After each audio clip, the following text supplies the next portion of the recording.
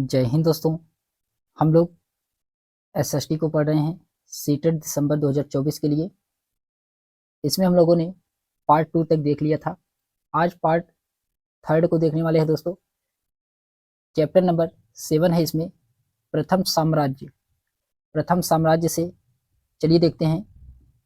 इसमें पहला क्वेश्चन दिया गया है कि निम्न में से मौर्य साम्राज्य में उत्तराधिकारी का कौन सा क्रम सही है। तो मौर्य साम्राज्य में उत्तराधिकारी का इसमें क्रम बताना है, कौन सा क्रम इसमें सही दोस्तों। तो सबसे पहले चंद्रगुप्त मौर्य आएंगे, फिर उसके बाद बिंदुसार आएंगे, फिर उसके बाद अशोक और उसके बाद दशरथ मौर्य। ऑप्शन नंबर इसका बी वाला, ये जो कि क्रम सही दोस्तों। तो सबसे पहले इसमें कौन आएंगे? चंद्रगुप्त मौर्य, फिर बिंदुसार, फिर अशोक और फिर दशरथ मौर्य। फिर इसके बाद आता है, इसके एक्सप्लेनेशन दिया गया दोस्तों कि मौर्य साम्राज्य में उत्तराधिकार से संबंधित शासकों का सही क्रम चंद्रगुप्त मौर्य, बिंदुसार, अशोक, दशरथ हैं। मौर्य राजवंश की स्थापना चंद्रगुप्त मौर्य ने किया था। चंद्रगुप्त ने चाणक्य की सहायता से नंद राजवंश का नष्ट कर दिया और मौर्य वंश की स्थापना की। एवं सर्वप्रथम विलियम जोन्स ने सेंड्रोकोटस की पहचान चंद्रगुप्त मौर्य से किया है। मेगास्थनीज, ये जो कि यूनानी राजदूत था जिसने सेल्यूकस निकेटर के चंद्रगुप्त मौर्य के दरबार में भेजा गया था। इसने इंडिका नामक पुस्तक की रचना की थी मेगास्थनीज ने। फिर इसमें दिया गया दोस्तों कि बिंदुसार चंद्रगुप्त मौर्य का पुत्र था। यूनानी ने इसे अमित्र केटस या अमित्र घात कहा है, जिसका अर्थ होता है शत्रु का विनाशक। बिंदुसार उसके बाद उसका पुत्र अशोक शासक बना था। वह मौर्य शासकों में सबसे महान शासक हुआ, अशोक। फिर क्वेश्चन नंबर 2 है दोस्तों। इसमें कहा जा रहा है कि संगम कविताओं में एक तमिल शब्द मूविंदार की चर्चा मिलती है, जिसका अर्थ तीन मुखिया है। निम्नलिखित में से कौन सा समुच्चय तीनों मुखियाओं का सही प्रतिनिधित्व करता है? तो इसका राइट आंसर होगा दोस्तों चोल चेर पांडे। ऑप्शन नंबर इसका डी वाला सही दोस्तों, चोल चेर पांडे इसका राइट आंसर होगा। इसके एक्सप्लेनेशन दिया गया दोस्तों कि संगम कविताओं में एक तमिल शब्द मूविंदार की चर्चा मिलती है, जिसका अर्थ तीन मुखिया होता है। और ये तीन क्षेत्र चोल चेर पांड्य तीनों मुखियाओं का सही समुच्चय का प्रतिनिधित्व करते हैं। चोल चेर पांड्य करीब 2300 साल पहले से दक्षिण भारत में काफी शक्तिशाली माने जाते थे। इन तीनों मुखियाओं के अपने दो दो सत्ता केंद्र थे, जिसमें से एक तटीय हिस्से में और दूसरा अंदरूनी हिस्से में था। इस तरह 6 केंद्रों में से 2 बहुत महत्वपूर्ण थे। एक चोलों का पत्तन पुहार या कावेरीपट्टनम, दूसरा पांड्यों की राजधानी मदुरई। ये जो कि 2 बहुत महत्वपूर्ण थे। इसमें कुछ नोट्स दिया गया दोस्तों, इसके बारे में हम लोग जानते हैं। इसमें दिया गया है कि दक्षिण भारत सोना, मसाले, खास तौर पर काली मिर्च तथा कीमती पत्थरों के लिए प्रसिद्ध था। काली मिर्च की रोमन साम्राज्य में इतनी मांग थी कि इसे काला सोना के नाम से जाना गया। क्वेश्चन नंबर 3 है दोस्तों। इसमें कहा जा रहा है कि अभिकथन ए दिया गया है और कारण आर दिया गया है। अभिकथन ए और कारण आर में आपको इसमें पढ़ करके सही उत्तर का चयन करना है, कौन सा इसमें उत्तर सही है। इसमें अभिकथन में दिया गया दोस्तों कि चोल राजा राजेंद्र प्रथम ने अपनी राजधानी में शिव मंदिर का निर्माण करवाया और उसने पराजित शासकों से जब्त की गई उत्कृष्ट प्रतिमाओं से भर दिया। राजेंद्र प्रथम का समकालीन गजनी के सुल्तान महमूद ने भारतीय उपमहाद्वीप में अपने अभियानों के दौरान पराजित राजाओं के मंदिरों के धन और मूर्तियों को लूट लिया। जो कि इसका क्या था दोस्तों, अभिकथन इसका सही था। कारण आर में कहा जा रहा है कि मध्ययुगीन राजनीतिक संस्कृति में ज्यादातर शासक अपने राजनीतिक बल व सैनिक सफलता का प्रदर्शन पराजित शासकों के उपासना स्थलों पर आक्रमण करके और उन्हें लूट कर लेते थे। जो कि इसका कारण भी सही है और अभिकथन भी सही है और सही एक्सप्लेनेशन भी कर रहा है दोस्तों। तो इसका राइट आंसर क्या होगा? ऑप्शन नंबर का सी वाला सही दोस्तों, ए आर दोनों सही है। आर सही की व्याख्या ए कर रहा है। फिर इसके एक्सप्लेनेशन दिया गया दोस्तों कि चोल राजा राजेंद्र प्रथम ने अपनी राजधानी में शिव मंदिर का निर्माण करवाया था और उन्हें धन धान्य से भर दिया था। उसी समय समकालीन गजनी के शासक सुल्तान महमूद ने भारतीय मंदिरों की धन संपत्ति को लूटा और मध्यकालीन समाज के ज्यादातर शासक पराजित शासकों के क्षेत्र के धार्मिक प्रतिष्ठानों एवं क्षेत्रों के धन्य धान को लूट लेते थे। फिर क्वेश्चन नंबर 4 है दोस्तों, इसमें कहा जा रहा है कि निम्नलिखित में से कथन ए दिया गया है और बी दिया गया है, इसको पढ़ करके आपको सही विकल्प का चयन करना है, कौन सा इसमें विकल्प सही है। तो इसमें दिया गया है, पहला दिया गया है अशोक के धम्म में देवताओं की पूजा और कर्मकांड शामिल थे, ये जो कि क्या है दोस्तों, गलत है, पहला वाला कथन इसका गलत है। दूसरे में कहा जा रहा है अशोक ने धम्म महामाता नामक अधिकारियों की नियुक्ति की जो जगह जगह जाकर धम्म की शिक्षा देते थे, ये क्या है दोस्तों, ये सही है। ऑप्शन नंबर इसका आर वाला सही है, ए वाला इसका गलत है। तो इसका राइट आंसर क्या होगा दोस्तों, ऑप्शन नंबर इसका डी वाला राइट आंसर होगा। ए गलत है लेकिन बी क्या है, सही है। फिर इसके बाद आता है, इसके एक्सप्लेनेशन दिया गया दोस्तों कि अशोक के धम्म में किसी देवता की पूजा अथवा किसी कर्मकांड की आवश्यकता नहीं थी। उन्हें लगता था कि जैसे पिता अपने बच्चों को अच्छे व्यवहार की शिक्षा देते हैं, वैसे ही उनका कर्तव्य था कि अपनी प्रजा को निर्देश दे। वे बुद्ध के उद्देश्यों से प्रेरित हुए। अशोक ने धम्म महामात्य नामक अधिकारियों की नियुक्ति की जो जगह जगह जाकर धम्म की शिक्षा देते थे। फिर इसके बाद आता है, अशोक ने धम्म के विचारों को प्रसारित करने के लिए सीरिया, मिस्र, ग्रीस में दूत भेजे थे। अपने पुत्र महेंद्र और पुत्री संघमित्रा को इसी कार्य के लिए उन्होंने श्रीलंका भेजा था। फिर क्वेश्चन नंबर 5 है दोस्तों कि कन्नौज पर लंबे समय तक त्रिपक्षीय संघर्ष किन तीन राजवंशों के बीच चलता रहा। ये त्रिपक्षीय संघर्ष किन राजवंशों के बीच चलता था दोस्तों, इसका राइट आंसर क्या होगा, इसका राइट आंसर होगा दोस्तों पाल, राष्ट्रकूट और गुर्जर प्रतिहार। पाल, राष्ट्रकूट, गुर्जर प्रतिहार, इसका राइट आंसर होगा। ऑप्शन नंबर इसका बी वाला सही दोस्तों, ऑप्शन नंबर इसका बी वाला राइट आंसर होगा। इसके एक्सप्लेनेशन दिया गया दोस्तों कि कन्नौज राजा हर्षवर्धन की राजधानी थी। इसकी भव्यता के कारण इसे महोदय नगर भी कहा जाता था। हर्ष की मृत्यु के बाद कन्नौज पर अधिकार को लेकर त्रिपक्षीय संघर्ष प्रारंभ हुआ, जिसमें तीन शक्तिशाली राजवंश शामिल थे, गुर्जर प्रतिहार वंश और पाल वंश और राष्ट्रकूट वंश। ये तीन राजवंश थे। यह संघर्ष लगभग 200 वर्षों तक चलता रहा तथा अंतिम विजय गुर्जर प्रतिहार राजवंश के राजा नागभट्ट की हुई थी। फिर क्वेश्चन नंबर 6 है दोस्तों कि लगभग 2000 वर्ष पूर्व निम्नलिखित में से कौन से शासक रेशम मार्ग पर नियंत्रण रखने के लिए सर्वाधिक प्रसिद्ध थे। ये थे दोस्तों कुषाण। ऑप्शन नंबर इसका ए वाला सही, कुषाण इसका राइट आंसर होगा। इसके एक्सप्लेनेशन दिया गया है कि लगभग 2000 वर्ष पूर्व रेशम मार्ग पर कुषाणों के शासन का अधिकार था। इस रेशम मार्ग से उन्होंने अत्यधिक राजस्व की प्राप्ति होती थी। यह मार्ग चीन से रोमन को जाता था, जिस पर कुषाण शासक कनिष्क ने अधिकार कर लिया था। फिर क्वेश्चन नंबर 7 है दोस्तों कि चोल साम्राज्य में सभा का सदस्य बनने के लिए निम्नलिखित में से कौन सी एक शर्त नहीं थी। तो उसकी आयु 25 से 70 वर्ष के बीच होनी चाहिए, ये जो कि नहीं था दोस्तों। ऑप्शन नंबर इसका ए वाला राइट आंसर होगा। इसके एक्सप्लेनेशन दिया गया दोस्तों कि चोल साम्राज्य अपने स्थानीय स्वशासन के लिए जाना जाता था। स्थानीय स्वशासन में 3 प्रकार की ग्राम सभाएं विद्यमान थी, उर, सभा और नगरम। सभा का सदस्य बनने के लिए निम्न योग्यताएं अनिवार्य थी। पहला था व्यक्ति की आयु 35 से 70 वर्ष के बीच होनी चाहिए। दूसरा है व्यक्ति को ऐसी भूमिका का स्वामी होना चाहिए जहां से भू राजस्व वसूला जाता है। और तीसरा है दोस्तों व्यक्ति के स्वयं का मकान हो। चौथा है व्यक्ति को वेदों का ज्ञान होना चाहिए। फिर क्वेश्चन नंबर 8 है कि दंती दुर्ग जिसने हृदय गर्भ नामक एक अनुष्ठान किया वह कौन सा था। तो वह राष्ट्रकूट प्रधान था। ऑप्शन नंबर इसका सी वाला सही दोस्तों। इसके एक्सप्लेनेशन दिया गया है कि दंती दुर्ग ने 752 ईस्वी में राष्ट्रकूट वंश की स्थापना एवं मान्य खेत को अपनी राजधानी बनाई। इन्होंने उज्जैनी में हिरण्य गर्भ यज्ञ का अनुष्ठान किया था। यह एक गैर क्षत्रिय राजा का यज्ञ होता था। क्वेश्चन नंबर 9 है कि चोल काल में व्यापारियों के संघ को क्या कहा जाता था? इसे नगरम कहा जाता था। ऑप्शन नंबर इसका सी वाला सही दोस्तों। क्या कहा जाता था? तो नगरम कहा जाता था।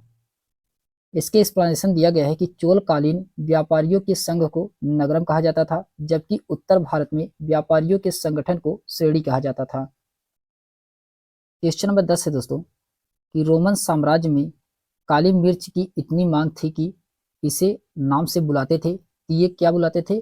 काला सोना। ऑप्शन नंबर इसका डी वाला सही दोस्तों। काला सोना के नाम से बुलाया जाता था। इसके एक्सप्लेनेशन दिया गया दोस्तों, इसके एक्सप्लेनेशन दिया गया है कि रोमन साम्राज्य में काली मिर्च को काला सोना कहा जाता था। रोमन यानी कि यमन लोगों द्वारा इसे अधिक प्रयोग किए जाने के कारण इसे यमन प्रिय भी कहा जाता है। क्वेश्चन नंबर 11 है दोस्तों। अर्थशास्त्र के अनुसार मौर्य काल में उत्तर पश्चिम भारत के लिए प्रसिद्ध था। ये किसके लिए प्रसिद्ध था? ये कंबल के लिए। कंबल के लिए ऑप्शन नंबर इसका डी वाला सही दोस्तों। कंबल इसका राइट आंसर होगा। इसके एक्सप्लेनेशन दिया गया है कि अर्थशास्त्र के अनुसार मौर्य काल में उत्तर पश्चिम भारत यानी कि उत्तर पश्चिमी सीमा प्रांत है कंबल निर्माण के लिए प्रसिद्ध था। इन कंबलों को भिंगिसिंग कहा जाता था। क्वेश्चन नंबर 12 है कि मौर्य शासक अशोक द्वारा लड़ी गई लड़ाई का स्थल कलिंग वर्तमान में कहाँ है? तो ये कलिंग वर्तमान में कहाँ है दोस्तों? तो ये कलिंग वर्तमान में है उड़ीसा में। ऑप्शन बस का डी वाला सही है। उड़ीसा इसका राइट आंसर होगा। इसके एक्सप्लेनेशन दिया गया है कि अशोक द्वारा लड़ी गई लड़ाई का स्थल कलिंग वर्तमान में उड़ीसा राज्य में स्थित है। यह स्थल दामोदर तथा गोदावरी नदी के बीच उपजाऊ स्थल था। क्वेश्चन नंबर 13 है किस काल में कर प्रथा का विशिष्ट महत्व था? ये गुप्त काल में। ऑप्शन नंबर इसका डी वाला सही दोस्तों। ऑप्शन नंबर इसका बी वाला राइट आंसर होगा। गुप्त काल में कर प्रथा का विशिष्ट महत्व था। इसके एक्सप्लेनेशन दिया गया दोस्तों कि प्राचीन भारत में गुप्त काल में कर प्रथा का विशिष्ट महत्व था। गुप्त काल को प्राचीन भारत में स्वर्ण काल के नाम से जाना जाता था। इस काल में राज्य की आय का प्रमुख स्रोत कर था यानी कि टैक्स था। भाग, भोग, उद्रंग, उपरिकर, शुल्क गुप्तकालीन के कर थे। फिर क्वेश्चन नंबर 14 है कि निम्नलिखित में से कौन सा राज्यों का संयोजन त्रिविभाजन संघर्ष में शामिल था? ये राष्ट्रकूट, पाल और गुर्जर प्रतिहार। ऑप्शन नंबर इसका पहला वाला सही दोस्तों। राष्ट्रकूट, पाल और गुर्जर प्रतिहार ये जो कि इसमें शामिल थे। इसके एक्सप्लेनेशन दिया गया है कि हर्ष की मृत्यु के बाद तीन प्रमुख शक्तियों गुर्जर प्रतिहार, पाल और राष्ट्रकूट का उदय हुआ था। कन्नौज पर अधिकार को लेकर के इन तीनों शक्तियों के बीच संघर्ष हुआ। इस संघर्ष को त्रिपक्षीय संघर्ष की संज्ञा दी जाती है। यह संघर्ष लगभग 200 वर्षों तक चला। इस संघर्ष में अंतिम सफलता गुर्जर प्रतिहार को प्राप्त हुई। फिर क्वेश्चन नंबर 15 है दोस्तों कि समुद्रगुप्त की निम्नलिखित में से कौन सी ऐसी नीति थी जो विशिष्ट रूप से दक्षिणापथ शासकों के लिए थी? तो दक्षिणापथ शासकों के लिए थी तो कौन सी ऐसी नीति थी? तो ये दिया गया है कि उन्होंने समुद्रगुप्त की अधीनता स्वीकार की और अपने पुत्रियों का विवाह उससे किया था। ये जो कि गलत है। वे उपहार लेते थे, उसके आदेश का पालन करते थे और उसके दरबार में उपस्थित होते थे। तो ये भी इसमें गलत है। फिर उसके बाद आता है उन्होंने हार स्वीकार की, उन्हें पुनः शासन करने के लिए अनुमति दी गई। ये सही दोस्तों। ऑप्शन नंबर का सी वाला राइट आंसर होगा। इसके एक्सप्लेनेशन दिया गया है कि समुद्रगुप्त के सम्मुख दक्षिणापथ के शासकों ने हार स्वीकार की और उन्हें पुनः शासन करने के लिए अनुमति दी गई। समुद्रगुप्त के दक्षिणापथ युद्ध का वर्णन प्रयाग प्रशस्ति के 9वीं व 20वीं पंक्ति में मिलता है। इस युद्ध में उसने 12 राजाओं को पराजित किया है। इन राजाओं के प्रति समुद्रगुप्त ने ग्रहण मोक्षानुग्रह की नीति अपनाई थी, अर्थात विजय के बाद उनके राज्य को वापस दिए गए।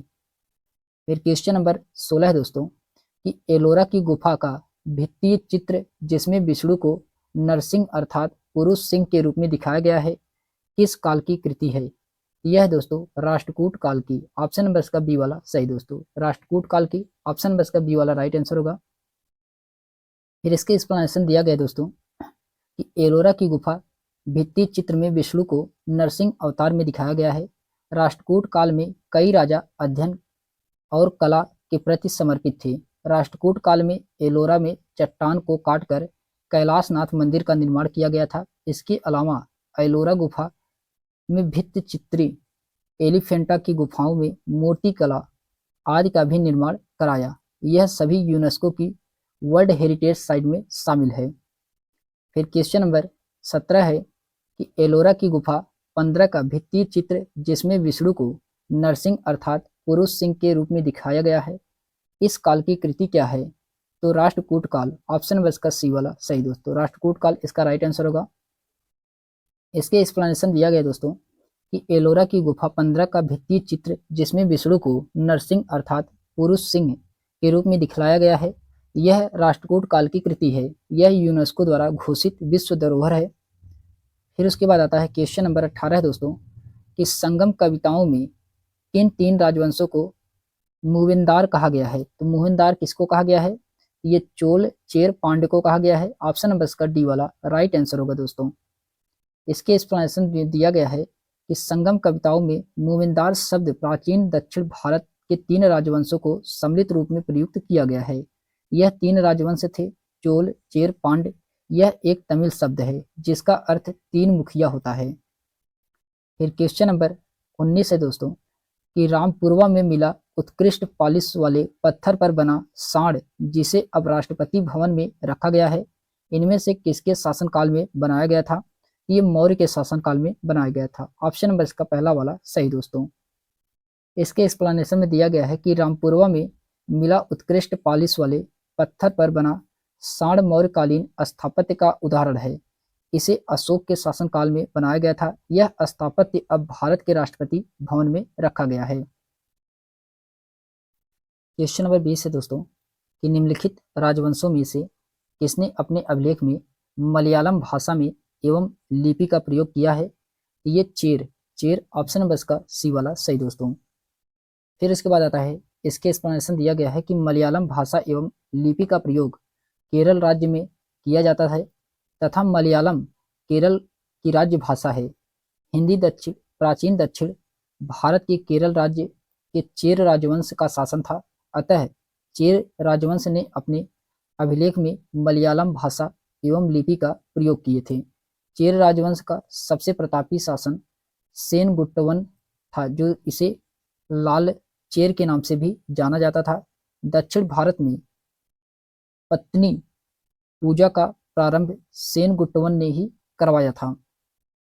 फिर इसके बाद आता है क्वेश्चन नंबर 21 है दोस्तों। इसमें कहा जा रहा है कि निम्नलिखित कथनों पर विचार कीजिए तथा सही कथन वाले विकल्प का इसमें चयन करना है। कौन सा कथन इसमें सही है? तो पहला दिया गया है कि इलाहाबाद में अशोक स्तंभ सम्राट अशोक के बारे में सूचना प्रदान करता है, जो कि ये क्या है दोस्तों? ये गलत है। पहला वाला कथन इसका क्या है? गलत है। दूसरे में कहा जा रहा है कि अशोक स्तंभ पर अभिलेख हरिसेन द्वारा एक काव्य के रूप में लिखे गए थे, ये सही है। दूसरा वाला इसका सही है। तीसरे में कहा जा रहा है कि प्रशस्तियों में जन साधारण एवं सामाजिक जीवन के बारे में लिखा गया था, ये भी क्या है? ये भी गलत है। इसमें राइट आंसर क्या होगा दोस्तों? केवल इसमें दूसरा वाला ही सही है। ऑप्शन नंबर इसका सी वाला राइट आंसर होगा दोस्तों, केवल इसमें दूसरा सही है। इसके एक्सप्लेनेशन दिया गया है कि इलाहाबाद का अशोक स्तंभ या प्रयाग प्रशस्ति समुद्रगुप्त के दरबारी कवि हरिसेन द्वारा लिखवाया गया है, जिसमें इनके विजयों का वर्णन है। इसी अभिलेख में इसने कविराज भी कहा गया है। अशोक मौर्य वंश के सबसे प्रसिद्ध शासक थे। वह ऐसे पहले शासक थे जिन्होंने अभिलेखों द्वारा जनता तक अपने संदेश पहुंचाने की कोशिश की थी। अशोक के ज्यादातर अभिलेख प्राकृत भाषा और ब्राह्मणी लिपि में लिखे गए हैं।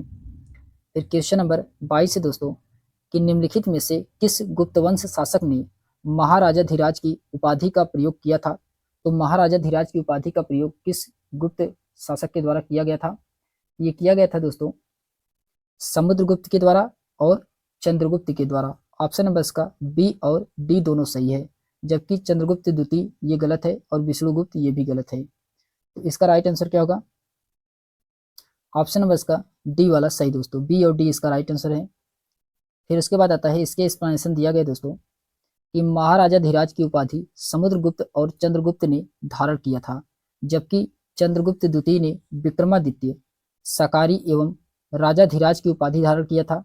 विष्णुगुप्त का अन्य नाम कौटिल्य या चाणक्य था।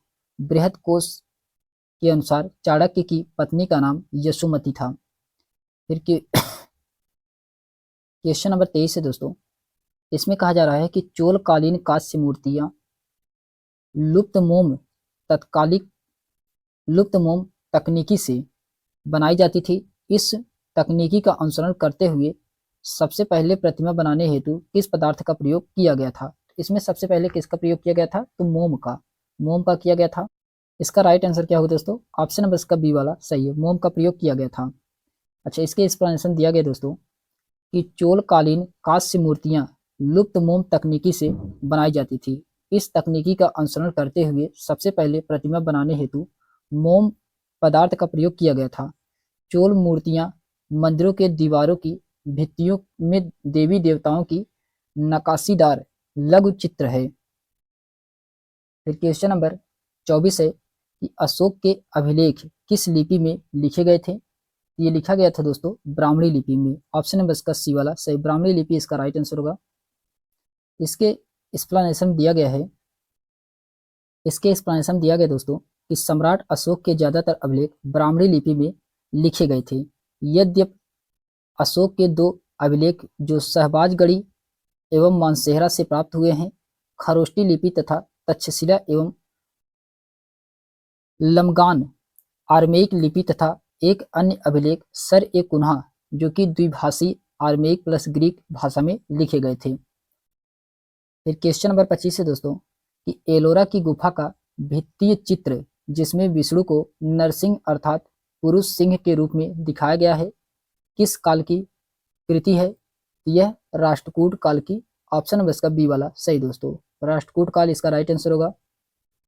इसके एक्सप्लेनेशन दिया गया दोस्तों कि एलोरा की गुफा भित्ति चित्र में विष्णु को नरसिंह अवतार में दिखाया गया है। राष्ट्रकूट काल में कई राजा अध्ययन और कला के प्रति समर्पित थे। राष्ट्रकूट काल में एलोरा में चट्टान को काटकर कैलाशनाथ मंदिर का निर्माण किया गया था। इसके अलावा एलोरा की गुफा में भित्तीय चित्र, एलिफेंटा की गुफाओं में मूर्ति कला आदि का भी निर्माण करवाया गया था। यह सभी यूनेस्को की वर्ल्ड हेरिटेज साइट में शामिल है दोस्तों। फिर क्वेश्चन नंबर 26 है दोस्तों कि चोल अभिलेखों में उल्लिखित इन शब्दों को देखिए और सही उत्तर दीजिए। आपको इसमें से कौन सा उत्तर सही है इसके बारे में बताना है। तो इसमें दिया गया है कि वेल्लार्न वगाई, देवदान, पिलचिंदम, सालाभोग, ये सभी क्या हैं? ये सभी भूमि की श्रेणियां हैं। ऑप्शन नंबर इसका पहला वाला सही दोस्तों, ये चारों क्या हैं? ये चारों भूमि की श्रेणियां हैं। इसके एक्सप्लेनेशन दिया गया दोस्तों कि चोल अभिलेखों में भूमि की विभिन्न श्रेणियों का उल्लेख मिलता है जो निम्नवत हैं। वेल्लान वगई, ये जो कि गैर ब्राह्मण किसान स्वामी की भूमि थी। ब्रह्मदेव, ब्राह्मणों को उपहार देने में दी गई भूमि है। सालाभोग, ये किसी विद्यालय के रखरखाव के लिए भूमि है। देवदान, तिरुवनमटकनी, जो कि ये मंदिरों को उपहार में दी गई भूमि है। पल्लीचदम, ये जैन संस्थानों को दान दी गई भूमि है। फिर उसके बाद आता है क्वेश्चन नंबर 27 दोस्तों, गुप्त काल के प्रथम कुलिक शब्द का अर्थ क्या है? तो कुलिक शब्द का अर्थ क्या होता है? तो कुलिक शब्द का अर्थ होता है दोस्तों मुख्य शिल्पकार। ऑप्शन नंबर इसका डी वाला सही दोस्तों, मुख्य शिल्पकार इसका राइट आंसर होगा। फिर उसके बाद आता है दोस्तों, इसमें दिया गया है कि गुप्त काल के प्रथम कुलिक शब्द का अर्थ है मुखिया शिल्पकार। मुख्य न्यायिक अधिकारी को महादंड नायक तथा मुख्य व्यापारी को सार्थवाहक कहा जाता है। गुप्त वंश का प्रथम महान शासक चंद्रगुप्त प्रथम था। फिर इसके क्वेश्चन नंबर 28 दोस्तों कि निम्नलिखित में से किस स्थान पर अशोक के अभिलेख ग्रीक और अरमाइक भाषा में पाए गए हैं? ये कहाँ से पाए गए हैं दोस्तों? कंधार से। ऑप्शन नंबर इसका पहला वाला सही है, कंधार इसका राइट आंसर होगा। इसके एक्सप्लेनेशन दिया गया दोस्तों कि कंधार नामक स्थान पर अशोक के अभिलेख ग्रीक और अरमाइक भाषाओं में पाया गया है। मास्की, गुर्जरा, नेत्तूर तथा उडयगोलम अभिलेखों में उसका नाम अशोक मिलता है। अशोक को देवनाम प्रिय तथा देवनाम प्रियदर्शी उपाधियों से संबोधित किया जाता है। फिर इसमें नोट दिया गया है दोस्तों कि सर्वप्रथम 1837 ईस्वी में जेम्स प्रिंसेप को अशोक के अभिलेख पढ़ने में सफलता मिली थी। फिर इसमें दिया गया है कि अशोक के शिलालेखों की खोज 1750 ईस्वी में पेंट्री थेलर ने की थी। इनकी संख्या 14 है। अशोक के शिलालेखों को 3 भागों में विभाजित किया गया था। शिलालेख 14, स्तंभलेख 7 और गुहालेख। अशोक के स्तंभलेख केवल ब्राह्मणी लिपि में लिखे गए हैं। अशोक के शिलालेख ब्राह्मणी, खरुष्टी, ग्रीक एवं आरमाइक लिपि में भी मिलते हैं। फिर उसके बाद आता है दोस्तों कि अशोक के कौशाम्बी अभिलेख को रानी का अभिलेख भी कहा जाता है। 12वें शिलालेख में धार्मिक सहिष्णुता की नीति का उल्लेख किया गया है। 13वें शिलालेख में कलिंग युद्ध, पड़ोसी राजाओं का वर्णन एवं आवाटिक राज्यों का भी उल्लेख मिलता है। फिर उसके बाद आता है क्वेश्चन नंबर 29 है दोस्तों। क्वेश्चन नंबर 29 में कहा गया है कि कुषाणों ने किन निम्नलिखित शक्तिशाली केंद्रों से शासन किया था। ये किए थे दोस्तों पेशावर और मथुरा। ऑप्शन नंबर इसका बी वाला सही है, पेशावर और मथुरा इसका राइट आंसर होगा। इसके एक्सप्लेनेशन दिया गया है कि कुषाणों ने पेशावर और मथुरा नामक शक्तिशाली केंद्रों से शासन किया था। कुषाण चीनी किस यूची जाति की एक शाखा थे। कुषाण वंश की स्थापना कुजुल कैंडफिशस ने किया था। कुषाण शासकों में विम कैंडफिशस ने सर्वप्रथम सोने के सिक्के जारी किए थे। इस वंश का सबसे प्रतापी शासक कनिष्क था। सम्राट कनिष्क ने पाकिस्तान के आधुनिक पेशावर को अपनी पहली राजधानी बनाया। कनिष्क ने अपने शासनकाल में 78 ईस्वी में शक संवत चलवाया था। फिर उसके बाद आता है क्वेश्चन नंबर 30 है दोस्तों कि निम्नलिखित कथनों पर विचार कीजिए। कथन ए दिया गया है और कथन सेकंड दिया गया है। इसमें कथन ए और कथन सेकंड में कहा जा रहा है कि अशोक ने अपने शिलालेखों में यह सुझाव दिया कि कर्मकांड किसी काम का नहीं है, जो कि यह सही है। मौर्य वंश के सम्राट में लोग विभिन्न धर्मों का अनुसरण करते थे तथा यह कभी कभी विवाद एवं पशुबलि तक पहुंच जाता था, जो कि ये भी सही दोस्तों। इसमें दोनों सही है और इसका सही एक्सप्लेनेशन भी कर रहा है। तो ऑप्शन नंबर इसका डी वाला राइट आंसर होगा दोस्तों। इसके एक्सप्लेनेशन दिया गया दोस्तों कि मौर्य साम्राज्य के लोग विभिन्न धर्मों का पालन करते थे और इससे कभी कभी संघर्ष भी होता था। जानवरों की बलि दी जाती थी एवं दासों और नौकरों के साथ बुरा व्यवहार किया जाता था। अशोक ने यह महसूस किया कि इन समस्याओं का हल करना उसका कर्तव्य है, इसीलिए उसने अधिकारियों को नियुक्ति किया जिसे धम्म महामात्य के नाम से जाना जाता था।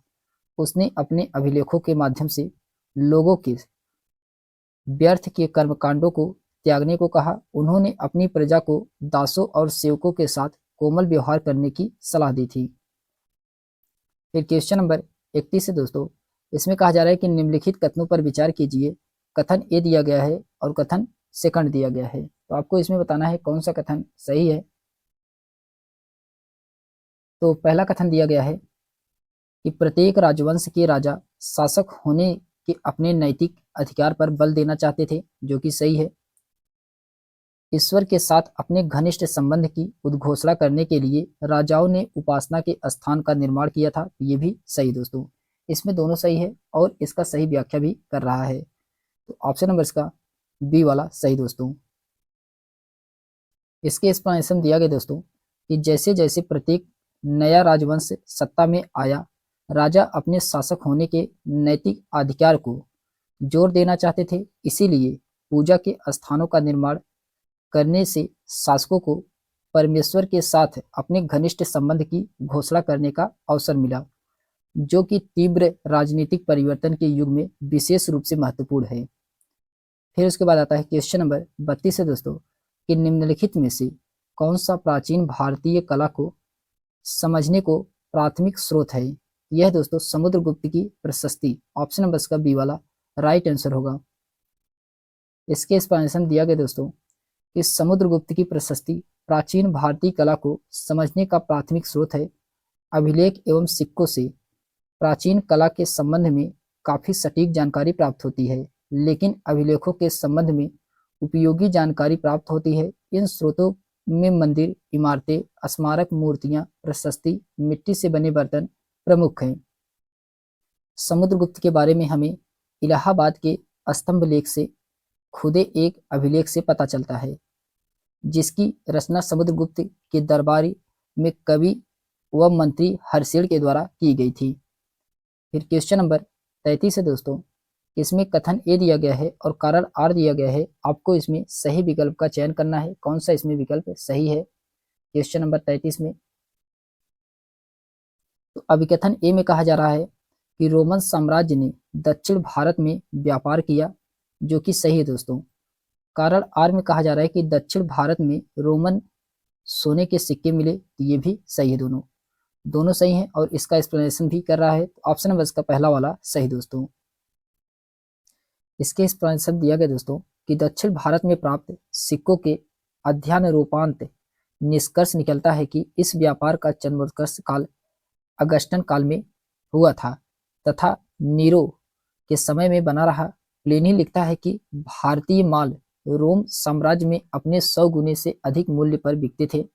वह भारत को बहुत मूल्य पत्थरों और रत्नों का उत्पादक बताया। भारत के वस्त्र, प्रसाधन सामग्री, आभूषण इत्यादि की रोमन के बाजार में भारी खपत थी।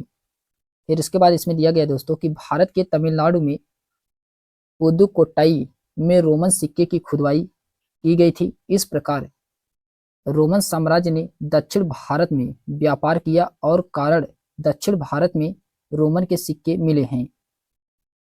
फिर उसके बाद आता है क्वेश्चन नंबर 34 है दोस्तों, कि समुद्रगुप्त को किस वाद्य यंत्र को बजाते हुए सिक्कों पर दिखाया गया है।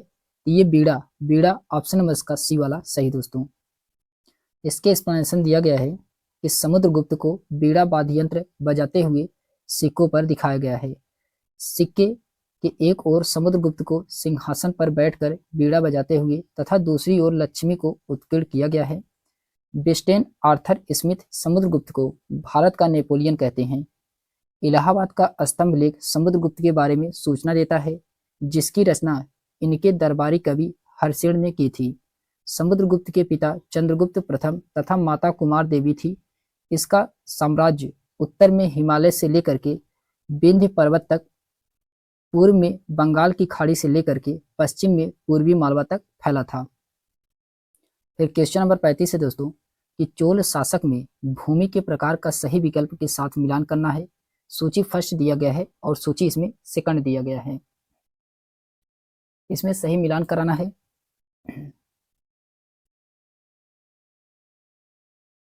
इसमें दिया गया है कि विमलन वगई ये जो कि गैर ब्राह्मण किसान स्वामी की भूमि थी, तो इसका तीसरा सही है। ब्रह्मदेव का संबंध ब्राह्मणों को उपहार में दी गई भूमि, तो ब्राह्मणों को उपहार में दी गई भूमि, इसका चौथा सही है। साला भोग का मतलब होता है किसी विद्यालय के रखरखाव के लिए भूमि, किसी विद्यालय के रखरखाव के लिए भूमि, दूसरा सही है। देवदान का मतलब होता है मंदिरों को उपहार में दी गई भूमि, तो इसका राइट आंसर क्या होगा। ए का इसमें तीसरा सही है, बी का चौथा है, सी का दूसरा और डी का इसमें पहला सही है दोस्तों। तो इसका राइट आंसर क्या होगा। राइट आंसर दोस्तों ऑप्शन नंबर इसका बी वाला सही है। फिर उसके बाद आता है इसके एक्सप्लेनेशन दिया गया दोस्तों कि विमलन वगई ये जो कि गैर ब्राह्मण किसान स्वामी की भूमि है। ब्रह्मदेव ये ब्राह्मणों को उपहार में दी गई भूमि। साला भोग ये किसी विद्यालय के रखरखाव के लिए भूमि। देवदान ये मंदिर को उपहार में दी गई भूमि। क्वेश्चन नंबर 36 है दोस्तों, कि निम्नलिखित गुप्त वंश के राजाओं को कालानुक्रमित क्रम में व्यवस्थित कीजिए। तो इसमें सबसे पहले कौन आएगा, तो इसमें सबसे पहले आएंगे कि श्रीगुप्त, ये पहले नंबर पे आएंगे श्रीगुप्त। फिर दूसरे नंबर पे आएंगे दोस्तों, इसमें दूसरे नंबर पे आएंगे समुद्रगुप्त, ये दूसरे नंबर पे आएंगे। तीसरे नंबर पे कौन आएगा, तो तीसरे नंबर पे आएगा चंद्रगुप्त द्वितीय विक्रमादित्य, ये तीसरे नंबर पे आएगा। और चौथे नंबर पे स्कंदगुप्त, ये चौथे नंबर पे आएंगे। इसका राइट आंसर क्या होगा दोस्तों, तो पहला चौथा दूसरा तीसरा इसका राइट आंसर है। पहला चौथा दूसरा तीसरा ऑप्शन नंबर इसका डी वाला सही दोस्तों। इसके एक्सप्लेनेशन दिया गया है कि गुप्त राजवंश प्राचीन भारत के प्रमुख राजवंशों में से एक था। इतिहासकारों द्वारा इस अवधि को भारत का स्वर्ण युग माना गया है।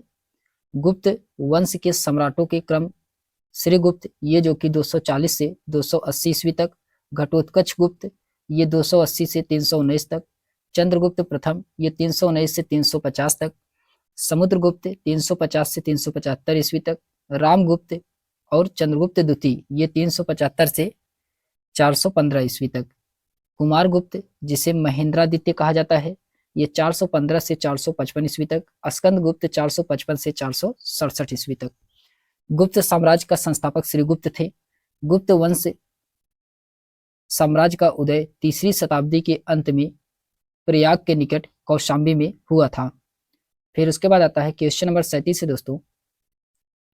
37 में कहा जा रहा है कि अशोक के शिलालेख देश के भीतर और बाहर कई जगहों पर मिले हैं। निम्न में से कौन सा विकल्प इसमें जगह को दर्शाता है? तो कौन सा विकल्प दर्शाता है?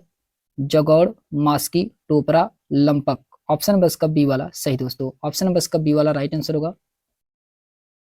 इसके एक्सप्लेनेशन दिया गया दोस्तों कि अशोक के शिलालेख देश के भीतर और बाहर कई जगहों पर मिले हैं, जिनमें से जगौड़, मास्की, टोपरा, लंपक आदि हैं। मौर्य साम्राज्य बहुत बड़ा था, इसीलिए अलग अलग हिस्सों पर अलग अलग ढंग से शासन किया जाता था। पाटलिपुत्र और उसके आसपास के इलाकों पर सम्राट का सीधा नियंत्रण था। अशोक के कुछ महत्वपूर्ण शिलालेख हैं। इसमें दिया गया है कि जगौड़ ये जो कि उड़ीसा के गंजाम जिले में स्थित है, मास्की कर्नाटक के रायचूर जिले में स्थित है, दिल्ली टोपरा यह प्रारंभ में उत्तर प्रदेश के सहारनपुर जिले में स्थापित था, बाद में फिरोज शाह तुगलक द्वारा दिल्ली से लाया गया था। फिर क्वेश्चन नंबर 38 है दोस्तों। धम्म के विषय में समझ बनाने के लिए किस प्राथमिक स्रोत का संदर्भ लिया जाना चाहिए? तो इसका राइट आंसर क्या होगा? तो अशोक के शिलालेख। ऑप्शन नंबर का पहला वाला सही दोस्तों। इसके एक्सप्लेनेशन दिया गया दोस्तों कि प्राथमिक स्रोत वे होते हैं जो किसी घटना, वस्तु, व्यक्ति या कार्य प्रणाली से सीधे जुड़े होते हैं, जिसमें ऐतिहासिक तथ्य एवं साक्ष्य, वैधानिक दस्तावेज, प्रत्यक्षदर्शी के साक्ष्य, प्रयोग के परिणाम, ऑडियो वीडियो क्लिप तथा संबंधित अन्य साधन जो व्यक्तिगत रूप से सीधे संबंधित होते हैं। अतः अशोक के धम्म के बारे में जानकारी के प्राथमिक स्रोत उनके द्वारा उत्कीर्ण करवाए गए हैं।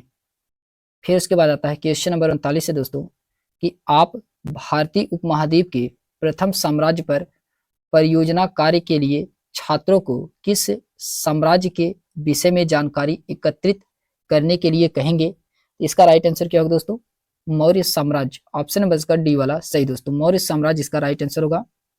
इसके एक्सप्लेनेशन दिया गया दोस्तों कि भारतीय उपमहाद्वीप के प्रथम साम्राज्य पर परियोजना कार्य के लिए छात्रों को मौर्य साम्राज्य के विषय में जानकारी एकत्रित करने के लिए कहेंगे। चंद्रगुप्त मौर्य का साम्राज्य पश्चिमोत्तर के अफगानिस्तान और बलूचिस्तान तक फैला था। क्वेश्चन नंबर 40 है दोस्तों कि कथन ए व बी को पढ़ करके सही विकल्प का चुनाव कीजिए। कथन ए दिया गया है और कथन बी दिया गया है। इसमें कहा जा रहा है कि अशोक का धम्म ईश्वर की पूजा पर बल देता था, जो कि ये क्या है? गलत है। अशोक का धम्म बुद्ध के उपदेश से प्रेरित था, ये सही दोस्तों। ऑप्शन नंबर इसका डी वाला राइट आंसर होगा। केवल इसमें बी वाला ही सही है। इसके एक्सप्लेनेशन दिया गया दोस्तों कि अशोक का धम्म बुद्ध के उपदेश से प्रेरित था। उन्हें लगता था कि जैसे पिता अपने बच्चों को अच्छे व्यवहार की शिक्षा देते हैं, वैसे ही यह उनका कर्तव्य था कि अपनी प्रजा को निर्देश दे। वे बुद्ध के उपदेशों से प्रेरित हुए थे। ऐसे कई समस्याएं थी कि जिनके लिए उनमें संवेदना थी। उनके साम्राज्य में अलग अलग धर्मों को मानने वाले लोग थे और इसमें कई बार टकराव पैदा हो जाता था। जानवरों की बलि चढ़ाई जाती थी। दासों और नौकरों के साथ क्रूर व्यवहार किया जाता था। इसके अलावा परिवार व पड़ोसियों के बीच झगड़े होते रहते थे। अशोक ने यह महसूस किया कि इन समस्याओं का निदान उनका कर्तव्य है, इसीलिए उन्होंने धम्म महामात्य नामक अधिकारियों की नियुक्ति की, जो जगह जगह जाकर धम्म की शिक्षा देते थे। फिर क्वेश्चन नंबर 41 है दोस्तों इसमें कहा जा रहा है कि ए और बी कथनों को पढ़िए और सही उत्तर का चयन करना है। क्वेश्चन नंबर 41 में पहला दिया गया है कि अशोक पहला शासक था जिसने अभिलेखों द्वारा अपने संदेश के लोगों को तक पहुंचाने की कोशिश की थी, जो कि ये सही है दोस्तों। बी में कहा जा रहा है अशोक के ज्यादातर अभिलेख प्राकृत भाषा में और ब्राह्मणी लिपि में लिखे हुए थे, तो ये भी सही दोस्तों। इसमें दोनों सही है। ऑप्शन नंबर इसका सी वाला राइट आंसर होगा। ए और बी इसमें दोनों सही हैं। इसके एक्सप्लेनेशन दिया गया दोस्तों कि मौर्य साम्राज्य के सम्राट अशोक पहला शासक था जिसने अभिलेखों द्वारा अपने संदेशों को लोगों तक पहुंचाने की कोशिश की। अशोक के ज्यादातर अभिलेख प्राकृत भाषा में और ब्राह्मणी लिपि में लिखे हुए थे। सर्वप्रथम 1837 ईस्वी में जेम्स प्रिंसेप नामक विद्वान ने अशोक के अभिलेख को पढ़ने में सफलता हासिल की थी। कलिंग अशोक ने अभिलेखों को स्तंभों और शिलाओं या चट्टानों और गुफाओं की दीवारों में 669 ईसा पूर्व से लेकर के 662 ईसा पूर्व के मध्य खुदवाए थे। फिर उसके बाद आता है क्वेश्चन नंबर 42 दोस्तों कि निम्नलिखित कथनों A B C D Mehrauli Delhi स्थित लौह स्तंभ से संबंधित यही सही विकल्प का चयन करना है। इसमें से कौन सा विकल्प सही है? तो इसका राइट आंसर क्या होगा? इसमें दिया गया है कि यह लोहे से बना हुआ था, जो कि सही है। इसकी ऊंचाई 7.8 मीटर है। ये क्या है दोस्तों? ये गलत है, ये गलत है। यह आज से करीब 1800 साल पहले बना था, तो ये भी इसमें गलत है दोस्तों। इसका वजन 3 टन के बराबर है, ये सही है। तो ए और डी इसका सही है, बी और सी इसका गलत है दोस्तों। इसका राइट आंसर क्या होगा? ऑप्शन नंबर इसका बी वाला सही है। ए और डी इसका सही है, जबकि बी और सी इसका गलत है। फिर क्वेश्चन नंबर इसके एक्सप्लेनेशन दिया गया दोस्तों। कुतुब मीनार के परिसर में खड़ा महरौली दिल्ली लौह स्तंभ भारतीय शिल्पकारों की कुशलता का एक अद्भुत उदाहरण है। यह लोहे से बना हुआ है, जिसकी ऊंचाई 7.2 मीटर है और वजन 3 टन के बराबर है। इसका निर्माण लगभग 1500 साल पहले हुआ था। इसके बनने के समय की जानकारी हमें इस पर खुदे अभिलेखों से मिली है, जिसमें चंद्र नामक एक शासक का जिक्र, जो संभवतः गुप्त वंश के थे। फिर इसके बाद आता है क्वेश्चन नंबर 43 है दोस्तों कि वो विदेशी तीर्थ यात्रा जिसने हर्षवर्धन के दरबार में समय व्यतीत किया था, वह था कौन सा था? तो ये था ह्वेनसांग। ऑप्शन नंबर इसका बी वाला सही दोस्तों। फिर उसके बाद आता है इसके एक्सप्लेनेशन दिया गया दोस्तों कि ह्वेनसांग एक चीनी यात्री था जो हर्षवर्धन के शासनकाल में भारत आया था। इसके दरबार में रहा था। उसने 629 ईस्वी में यात्रा आरंभ की तथा सारे मार्गों का भ्रमण करते हुए भारत पहुंचा। भारत में लंबे समय तक ठहरने के पश्चात 645 ईस्वी में स्वदेश लौट गया। इसने सियुकी नामक ग्रंथ की रचना की। ह्वेनसांग को यात्रियों का राजकुमार एवं शाक्य मुनि कहा जाता था। फिर क्वेश्चन नंबर 44 है दोस्तों कि इतिहास के एक शिक्षक अपने छात्रों को सम्राट अशोक के धम्म के बारे में पढ़ना चाहते हैं। निम्नलिखित में से कौन सा स्रोत इसके लिए प्राथमिक स्रोत होगा? तो प्राथमिक स्रोत इसमें से कौन सा होगा दोस्तों? तो इसमें प्राथमिक स्रोत कौन सा होगा? तो अशोक के स्तंभ। ऑप्शन नंबर इसका बी वाला सही दोस्तों। अशोक के स्तंभ इसका राइट आंसर होगा। इसके एक्सप्लेनेशन दिया गया दोस्तों कि छात्रों को सम्राट अशोक के धम्म के बारे में पढ़ने के लिए अशोक स्तंभ प्राथमिक स्रोत के रूप में अध्यापक प्रयोग करेगा। जो आंकड़े प्रथम बार व्यक्तिगत रूप से या व्यक्तियों के समूह या संस्था द्वारा एकत्र किए जाते हैं, प्राथमिक स्रोत कहलाते हैं। जो आंकड़े किसी प्रकाशित या अप्रकाशित संसाधनों द्वारा एकत्र किए जाते हैं, द्वितीयक स्रोत कहलाते हैं। अशोक स्तंभ प्राथमिक स्रोत इसलिए है क्योंकि यह प्रत्यक्ष रूप से अशोक के द्वारा उत्कीर्ण करवाया गया है। फिर क्वेश्चन नंबर 45 है दोस्तों कि राजा अशोक पर दिए गए ABC कथनों पर विचार कीजिए तथा सही उत्तर का चयन करिए। आपको इसमें कथनों को विचार करना है और सही उत्तर का चयन करना है, कौन सा इसमें सही उत्तर है। तो इसमें दिया गया है दोस्तों कि अशोक एक प्रसिद्ध मगध शासक थे, जो कि ये गलत है। अशोक के अभिलेख पाली भाषा और ब्राह्मणी लिपि में लिखे गए थे, मिलते हैं, तो ये भी गलत है दोस्तों। फिर उसके बाद आता है सी वाले में कहा जा रहा है कि अशोक अकेले ऐसे राजा थे जिन्होंने युद्ध जीतने के बाद अभिजीति को छोड़ा था। ये सही दोस्तों, ए और बी इसका गलत था, जबकि इसमें सी क्या है, सही है। तो ऑप्शन नंबर इसका सी वाला राइट आंसर दोस्तों, ए बी गलत है और सी इसका सही है। इसके एक्सप्लेनेशन दिया गया दोस्तों कि मौर्य वंशीय सम्राट अशोक की राजधानी पाटलिपुत्र जो कि वर्तमान पटना थी, उसका शासन उत्तर पश्चिम में हिंदकुश से लेकर के पूर्व में बांग्लादेश और दक्षिण में केरल तथा और तमिलनाडु के उत्तरी क्षेत्रों को छोड़कर संपूर्ण भारत में था। अशोक के अभिलेख प्राकृत भाषा में और ब्राह्मणी लिपि में लिखे गए थे। उत्तर पश्चिम अभिलेख में खरोष्टी और आरमाइक लिपि का प्रयोग किया गया था। अतः अशोक केवल मगध का शासक नहीं अपितु उसका शासन क्षेत्र विस्तृत था। फिर उसके बाद आता है क्वेश्चन नंबर 46 से दोस्तों कि साम्राज्यों पर निम्नलिखित अभिकथन ए और कारण आर को पढ़िए। अभिकथन ए दिया गया है और कारण इसमें आर दिया गया है। आपको बताना है इसमें कौन सा सही है। तो इसमें दिया गया है कि सम्राटों को अधिक संसाधनों की जरूरत थी क्योंकि उनका साम्राज्य बड़ा और उसकी सुरक्षा के लिए एक बड़ी सेना चाहिए थी, जो कि ये सही है दोस्तों। करों एवं शुल्कों को एकत्र करने के लिए अधिक संख्या में अधिकारी की नियुक्ति किए गए थे, तो ये भी सही है। दोनों सही है और सही इसका एक्सप्लेनेशन भी कर रहा है। ऑप्शन नंबर इसका ए वाला राइट आंसर होगा दोस्तों। फिर उसके बाद आता है इसके एक्सप्लेनेशन दिया गया है कि तत्कालीन सम्राटों को शासन संचालन हेतु अत्यधिक संसाधनों की आवश्यकता थी तथा सुरक्षा के दृष्टिकोण से सम्राट अपने पास एक बड़ी सेना रखते थे।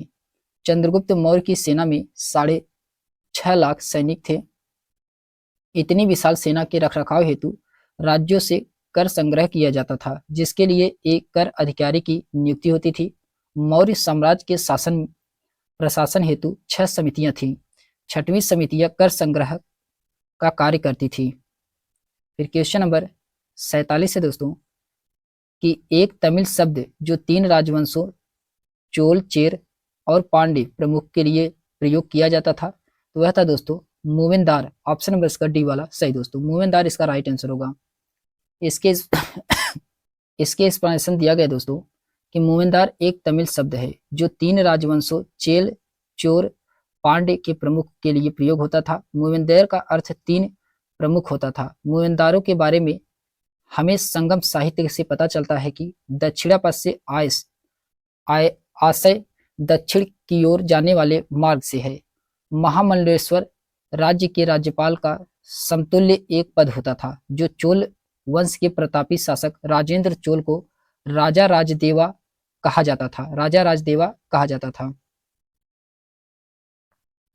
चैप्टर नंबर 8 है दोस्तों कि सुदूरवर्ती भूभागों के साथ संपर्क। तो इससे हम लोग देखते हैं क्वेश्चन। इसमें दिया गया पहला क्वेश्चन है कि प्राचीन समय में भारत में तीर्थयात्रियों के बारे में निम्नलिखित कथनों में से कौन सा कथन इसमें सही है। तो सही कथन कौन सा है इसके बारे में बताना है। पहला कथन में दिया गया है हासियेन भारत में संस्कृत सीखने और भारतीय व चीनी राजाओं के बीच व्यापार संबंध स्थापित करने के लिए आया था, जो कि ये गलत है दोस्तों। पहला वाला इसका कथन गलत है। दूसरे में कहा जा रहा है कि ह्वेनसांग बुद्ध के जीवन से संबंधित स्थानों व प्रसिद्ध बौद्ध मठों को देखने आया था, ये जो कि सही है। बी वाला इसका सही है। सी वाले में कहा जा रहा है कि चीनी बौद्ध यात्रियों ने अपने द्वारा इकट्ठी की गई किताबों व देखे गए बौद्ध मठों के बारे में विस्तार पूर्वक लिखा, तो ये भी इसमें सही दोस्तों। बी और सी इसका राइट आंसर होगा। ऑप्शन नंबर इसका बी वाला सही दोस्तों, बी और सी इसका राइट आंसर है।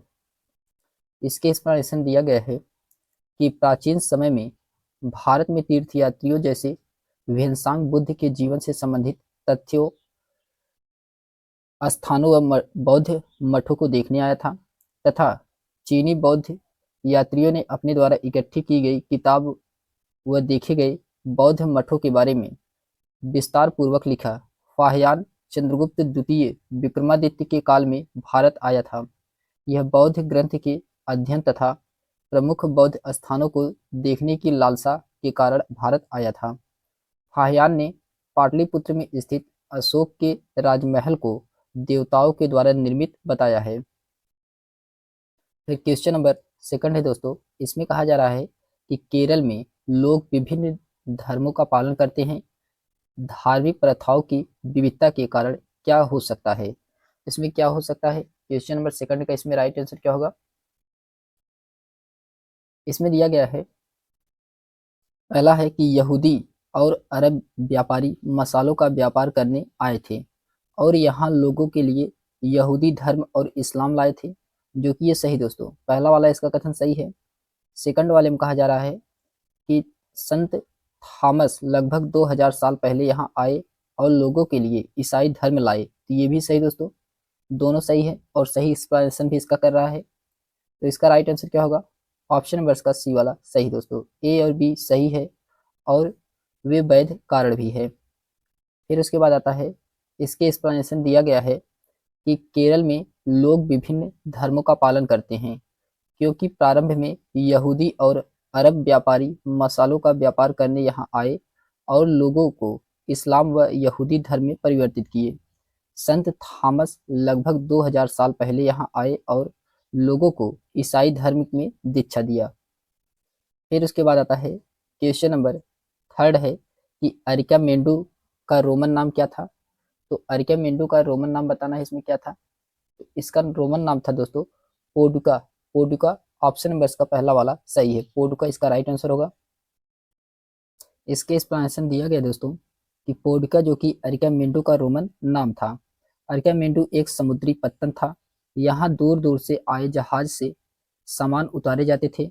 यहाँ ईंटों से बना एक ढांचा मिला है जो संभवतः गोदाम रहा होगा।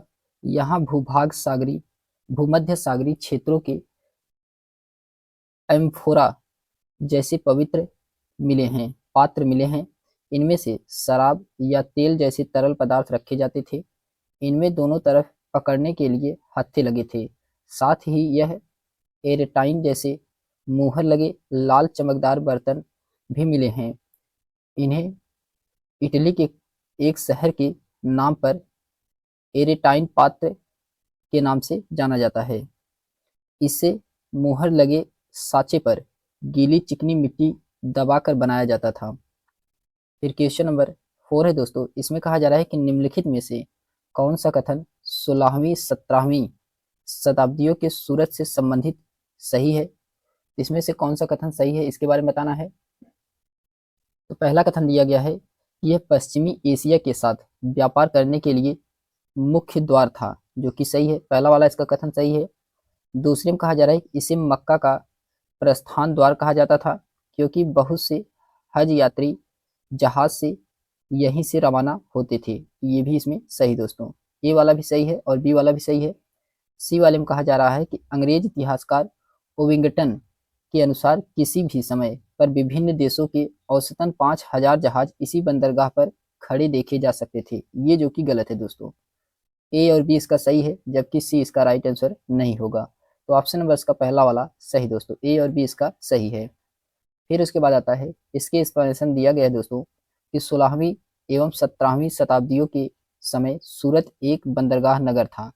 प्राचीन काल में यहाँ निम्न वस्तुओं एवं अन्य कार्यों के लिए प्रसिद्ध था। ए दिया गया है कि यह पश्चिमी एशिया के साथ व्यापार करने का मुख्य द्वार था।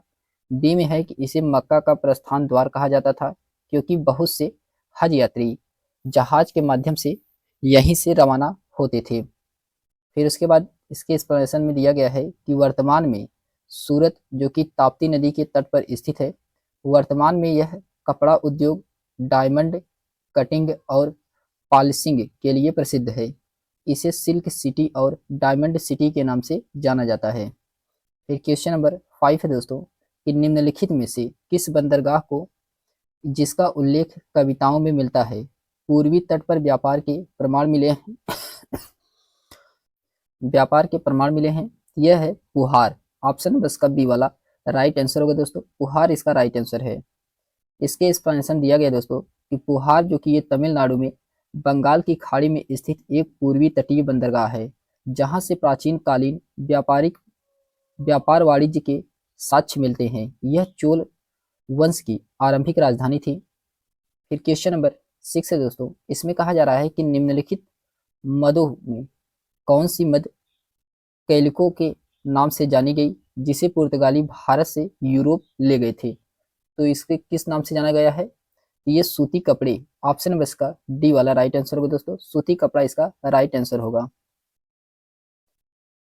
इसके एक्सप्लेनेशन दिया गया है कि मसालों की तलाश में जब प्रथम बार पुर्तगाली भारत आए तब उन्होंने दक्षिण पश्चिम भारत में केरल के तट पर कालीकट में डेरा डाला। यहाँ से वे मसालों के साथ साथ सूती कपड़ा भी ले गए। कालीकट से निकले शब्द को कैलिको कहने लगे। बाद में हर तरह के सूती कपड़े को कैलिको ही कहा जाने लगा। फिर विशेष में इसमें क्या दिया गया है कि 18वीं सदी तक इंग्लैंड में भारतीय सूती कपड़े की अत्यधिक मांग और लोकप्रियता के कारण इस पर पाबंदी लगाने के लिए कैलिको अधिनियम पारित किया गया। फिर क्वेश्चन नंबर 7 है दोस्तों, इसमें कहा जा रहा है कि इन नाविकों में से किसने भारत को समुद्री रास्ता पाने के लिए पश्चिम की ओर प्रस्थान कर अटलांटिक महासागर को पार किया। ये थे दोस्तों क्रिस्टोफर कोलंबस। ऑप्शन नंबर इसका सी वाला सही है, क्रिस्टोफर कोलंबस इसका राइट आंसर होगा। इसके एक्सप्लेनेशन दिया गया दोस्तों कि भारत में व्यापार लाभ को देखते हुए 15वीं शताब्दी में पुर्तगाल के लोगों ने भारत आने के लिए मार्ग को ढूंढना प्रारंभ किया। इसी क्रम में क्रिस्टोफर कोलंबस ने वर्ष 1492 ईस्वी में अटलांटिक महासागर को पार करके अमेरिका पहुंचा। कोलंबस को यहीं अमेरिका की खोज का श्रेय जाता है। भारत की खोज वास्को डी गामा के द्वारा 1498 ईस्वी में किया गया था। फिर क्वेश्चन नंबर 8 है दोस्तों, इसमें कहा जा रहा है कि मथुरा के बारे में नीचे दिए गए वक्तव्यों पर विचार कर सही उत्तर का चयन करना है। आपको इसमें बताना है कौन सा उत्तर सही है क्वेश्चन नंबर 8 में। तो इसमें पहला दिया गया है कि मथुरा यातायात और व्यापार के दो मार्ग उत्तर से पूर्व और दक्षिण से पश्चिम को जोड़ने की दृष्टि से महत्वपूर्ण था, जो कि ये क्या है, पहला वाला दोस्तों ये क्या है, गलत है। दूसरे में कहा जा रहा है कि मथुरा बेहतरीन मूर्तियां बनाने का केंद्र था, ये सही दोस्तों, बी वाला सही है इसका, ए वाला गलत है। तो इसका राइट आंसर क्या होगा, ऑप्शन नंबर इसका सी वाला सही दोस्तों, ए गलत है, बी सही है।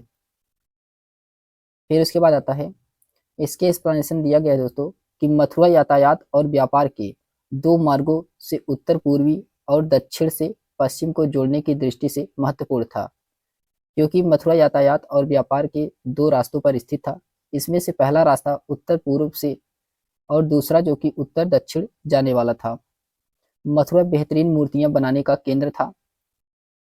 मथुरा शहर के चारों ओर किलेबंदी थी, इसमें अनेक मंदिर थे। आसपास के किसान तथा पशुपालक शहर में रहने वाले के लिए भोजन जुटाते थे। लगभग 2000 साल पहले मथुरा कुषाणों की दूसरी राजधानी बनी थी। मथुरा एक धार्मिक केंद्र भी रहा है। यहाँ बौद्ध विहार और जैन मंदिर भी हैं। मथुरा में प्रस्तर खंडों तथा मूर्तियों पर अनेक अभिलेख मिले हैं। फिर क्वेश्चन नंबर 9 है दोस्तों, इसमें कहा जा रहा है कि प्राचीन काल में सिल्क रूट शब्द संबंधित है। तो प्राचीन काल में सिल्क रूट शब्द संबंधित है, ये किससे संबंधित है, ये चीन से दूसरे देशों में रेशमी कपड़े ले जाने वाला व्यापारी का यात्रा मार्ग। ऑप्शन नंबर इसका पहला वाला ही राइट आंसर होगा दोस्तों। इसका राइट आंसर क्या होगा, ऑप्शन नंबर इसका पहला वाला सही है। इसके एक्सप्लेनेशन दिया गया है कि सिल्क रूट चीन से दूसरे देशों में रेशमी कपड़े को ले जाने वाला व्यापारियों का यात्रा मार्ग था। सिल्क रूट रेशम मार्ग जो कि ये प्राचीन काल और मध्यकाल में ऐतिहासिक व्यापारी सांस्कृतिक मार्गों का एक समूह था, जिसके माध्यम से एशिया, यूरोप और अफ्रीका जुड़े हुए थे। इसका सबसे जाना माना हिस्सा उत्तरी रेशम मार्ग था, जो चीन से होकर पश्चिम की ओर पहले मध्य एशिया में और यूरोप में जाता था। रेशम मार्ग को चीन के हान वंश के महान यात्री चांग छायान ने खोला था। आधुनिक समय में इस मार्ग का प्रयोग कम से कम हो गया। सिल्क रूट पर नियंत्रण रखने वाले शासकों में सबसे प्रसिद्ध कौन थे, ये कुषाण शासक थे। फिर उसके बाद आता है चैप्टर नंबर 9 है दोस्तों। चैप्टर नंबर 9 में राजनैतिक गतिविधियां, राजनैतिक गतिविधियों से हम लोग देखते हैं क्वेश्चन इसमें पूछे गए हैं। तो पहला इसमें क्वेश्चन है कि प्रथम विश्व युद्ध में किस प्रकार भारतीय आर्थिक और राजनीतिक स्थिति बदली थी, ये किस प्रकार का बदला था। तो इसका राइट आंसर क्या होगा, इसका राइट आंसर होगा दोस्तों कि युद्ध ने औद्योगिक वस्तुओं की मांग में वृद्धि कर दी, जिससे भारतीय उद्योग का विस्तार हुआ। ऑप्शन नंबर इसका डी वाला ही राइट आंसर होगा दोस्तों। फिर उसके बाद आता है, इसके एक्सप्लेनेशन दिया गया है कि प्रथम विश्व युद्ध 1914 से 1918 तक हुआ था। युद्ध के परिणाम स्वरूप वस्तुओं की मांग में वृद्धि हुई, फलस्वरूप कीमतों में वृद्धि हुई। इससे भारतीय वस्तुओं की मांग बढ़ी तथा भारत का औद्योगिकरण तीव्र हो गया और भारत में आर्थिक तथा राजनीतिक परिवर्तन हुआ। फिर क्वेश्चन नंबर सेकंड है। क्वेश्चन नंबर सेकंड में कहा जा रहा है कि 7वीं सदी के आते आते भारतीय उपमहाद्वीप में निम्नलिखित राजनीतिक बदलाव अस्तित्व में आ चुके थे। तो कौन कौन से अस्तित्व में आ चुके थे? पहला इसमें दिया गया है कि बड़े भूस्वामी और योद्धा सरदार राजा बन सकते थे, जो कि सही है पहला वाला। बी वाले में कहा जा रहा है कि ब्राह्मणों ने अपने परंपरागत पेशे को छोड़कर शस्त्र उठा लिया, तो ये भी इसमें सही है। दोनों इसमें सही दोस्तों, पहला दूसरा इसमें दोनों सही है। इसका राइट आंसर क्या होगा? ऑप्शन नंबर इसका सी वाला राइट आंसर होगा दोस्तों। फिर उसके बाद आता है, इसकी एक्सप्लेनेशन दिया गया है कि 7वीं सदी के आते आते भारतीय उपमहाद्वीप में निम्नलिखित राजनीतिक बदलाव अस्तित्व में आ चुके थे। पहला इसमें है कि बड़े भूस्वामी और योद्धा सरदार राजा बन सकते थे। ब्राह्मणों ने अपने परंपरागत पेशे को छोड़कर शस्त्र उठा लिया। कई शासकों ने प्रशस्तियों में अपनी उपलब्धियों का बखान किया है। 7वीं शताब्दी के बाद कई राजवंशों का उदय हुआ है। फिर उसके बाद आता है, इसमें दिया गया है कि अधिक सत्ता और संपदा हासिल करने पर सामंत अपने आप को महासामंत, महामंडलेश्वर यानी कि पूरे मंडल का महान स्वामी इत्यादि घोषित कर देते थे। फिर इसके बाद आता है क्वेश्चन नंबर थर्ड है दोस्तों कि संघ सही मायने में एक संगठन था। क्यों था संघ सही मायने में एक संगठन? पहला दिया गया है कि कई सदस्यों ने एक साथ चर्चाओं और वाद विवादों के माध्यम से शासन किया, जो कि ये सही है। पहला वाला इसका क्या है? सही है। दूसरे में कहा जा रहा है कि इसने महिलाओं और कामकारों को सभाओं में भाग लेने के लिए सम्मिलित किया, ये गलत है दोस्तों। दूसरा वाला क्या है? इसका गलत है, जबकि पहला इसका सही है। इसका राइट आंसर ऑप्शन नंबर इसका ए वाला ही राइट आंसर होगा दोस्तों। इसके एक्सप्लेनेशन दिया गया है कि संघ सही मायने में एक संगठन था क्योंकि कई सदस्यों ने एक साथ चर्चाओं और वाद विवादों के माध्यम से शासन किया। एक संघ या फेडरेशन एक राजनीतिक तत्व है जो किसी केंद्रीय सरकार के अंतर्गत आंशिक रूप से स्वशासित राज्यों या क्षेत्रों के संघ को चिन्हित होता है। फिर इसके बाद आता है क्वेश्चन नंबर 4 है दोस्तों। इसमें कहा जा रहा है कि संघ के संदर्भ में निम्नलिखित कथनों में से कौन सा कथन सही है। तो आपको इसमें संघ के संदर्भ बताना है कौन सा कथन सही है। तो इसमें सही होगा दोस्तों, उन्हें एक निश्चित समय में शहरों तथा गांव में जाकर भिक्षा मांगनी होती थी। ये ऑप्शन सही है दोस्तों। ऑप्शन नंबर इसका बी वाला यही इसका राइट आंसर होगा। इसके एक्सप्लेनेशन दिया गया दोस्तों कि संघ में रहने वाले लोग अपना अधिकांश समय ध्यान करने में बिताते थे और दिन के एक निश्चित समय से वे शहर तथा गांव में जाकर भिक्षा मांगते थे। यही कारण है कि उन्हें भिक्षुक तथा भिक्षुणी कहा गया है। संघ में रहने वाले बौद्ध भिक्षुओं के लिए बनाए गए नियम विनय पिटक नामक ग्रंथ से मिलता है। हालांकि संघ में प्रवेश के लिए बच्चे को अपने माता पिता से या दासों को अपने स्वामी से या राजा के यहाँ काम करने वाले लोगों को राजा से तथा कर्जदारों को अपने देनदारों से अनुमति लेनी होती थी। एक स्त्री को इसके लिए अपने पति से अनुमति लेनी होती थी। फिर क्वेश्चन नंबर 5वां है दोस्तों। इसमें कहा जा रहा है कि 7वीं शताब्दी में बड़े बड़े भूस्वामी और योद्धा सरदारों ने धन और शक्ति प्राप्त कर अपने को घोषित किया था। ये महासामंत, ऑप्शन नंबर इसका ए वाला राइट आंसर होगा दोस्तों, महासामंत घोषित किया था। इसके एक्सप्लेनेशन दिया गया दोस्तों कि 7वीं शताब्दी में बड़े बड़े भूस्वामी और योद्धा सरदारों ने धन और शक्ति प्राप्त कर अपने को महासामंत घोषित किया। सामंत शब्द का अर्थ मूल रूप से पड़ोसी था। महर्षि बाणभट्ट ने अनुसार महासामंत सामंत से एक श्रेणी ऊंचे स्थान पर था। सामंत निम्नतम और सामान्य प्रकार के जागीरदार थे। बाणभट्ट के कृत हर्षचरित्र से महासामंतों के बारे में विस्तृत जानकारी प्राप्त होती है दोस्तों। फिर इसके बाद आता है चैप्टर नंबर 10 है दोस्तों, संस्कृति और विज्ञान। इसको हम लोग नेक्स्ट चैप्टर में देखेंगे। तो आज के लिए बस इतना है दोस्तों। अगर आपको ये वीडियो पसंद आई हो तो लाइक शेयर सब्सक्राइब अवश्य करें। तो हम लोग मिलते हैं एक नेक्स्ट वीडियो में, तब तक के लिए धन्यवाद दोस्तों।